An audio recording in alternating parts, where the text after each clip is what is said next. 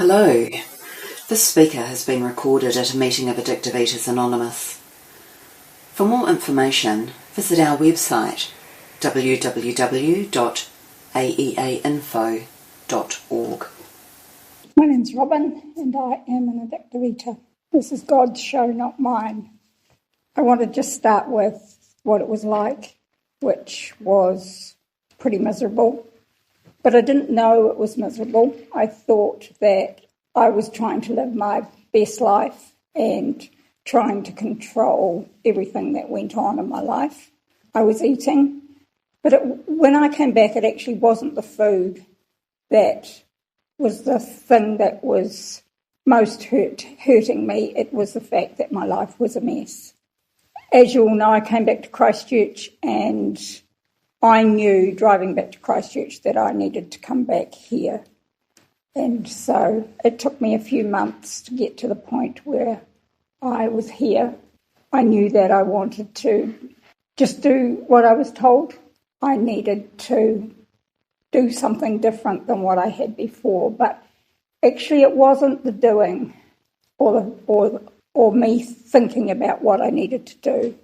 It was more that I had reached my rock bottom, I believe. I was prepared to do what all of you, or I could see that you were doing. So it just felt, I knew that I was in the right place, but it just felt awkward and different and not easy. But I can honestly say that that's not the case now. And, you know, I'm reminded of what I hear quite often, more will be revealed. And I was thinking about this the other day, that, you know, I came here and tried to do my fifth step and shared that with somebody. When I think back, it was quite sort of superficial, but I did the best that I could. But recently, I've been able to see more.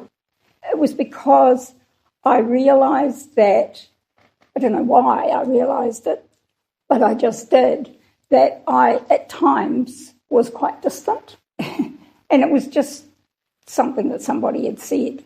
And when I looked at that, or was prepared to look at it, I saw the fear, more fear, the fear that I'd lived with all my life, and the fear that I had thought I was the one that had to make me better.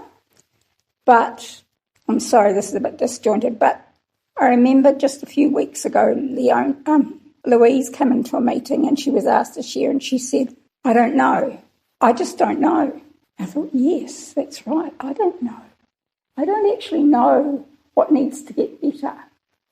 What I do need to do is be here and try to live the way that I believe God wants me to live, and the way that I see people living in the program, and I'll know what needs to be done. And I don't even actually have to do it. It's like being here is enough, and wanting it is enough for the change to happen. And the change hasn't really got a lot to do with me.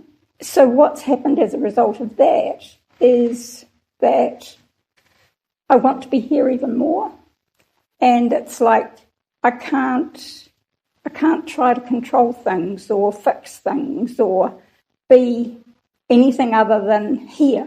It sounds so frustrating to say that, but it's so true. When I look at my experience, the relationship that I have with a higher power, or the God of my understanding, is very different than the God that I had when I came back. And I can't explain it, but it just is different. And I'm really happy with that. Like, I don't have any fixed idea about a religious God or a particular faith or anything. It's kind of like a flower blooming. I don't mean I'm the flower that's blooming. I mean that the life that I'm beginning to have and see is one of a bloom rather than something that's happened as a result of me as a result of me doing something. But I think that's all I want to say.